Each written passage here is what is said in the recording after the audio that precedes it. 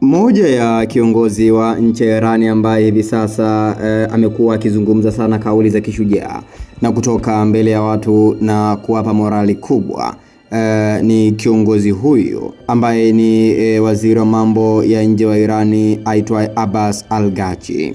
Abbas Araghchi ni waziri wa mambo ya nje wa nchi ya Iran.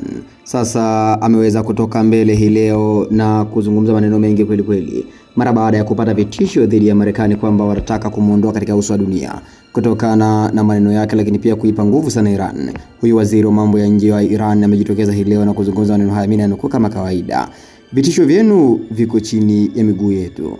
Kama tungeogopa kifo, tusingeingia katika vita hii, wala tusingewatoa watu wetu bora kuwa mashahidi. Kifo kwetu ni heshima pale tunapoitetea nchi yetu.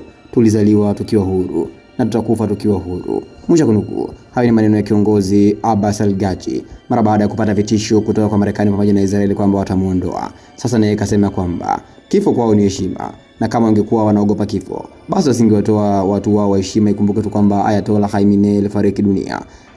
Lakini pia kiongozi mwingine mtu kama Ali Larijani alifariki dunia.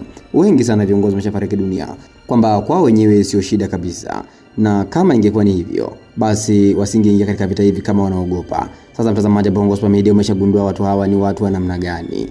Mpaka hapo umeshagundua hawa ni watu hatari kweli kweli, wana misimamo mizito. Yaani kiongozi anaamua kusema maneno hayo mazito, na huyu ndio kiongozi ambaye hivi sasa amekuwa akitoka mbele kwa ajili ya kuwapa moral, lakini pia kuzungumza maneno ambayo ya kuwapa faraja, lakini pia kuwapa nguvu wanajeshi waendelee kupambana dhidi ya Marekani pamoja na Israel. Abbas Araghchi, waziri wa mambo ya nje wa nchi ya Iran, huyu ndio mratibu hivi sasa, kwa sababu yeye anahusika na mambo ya nje. Maoni yako ni yapi kuhusiana na kauli hii ya kiongozi? Andika maoni yako hapo katika sehemu ya comment.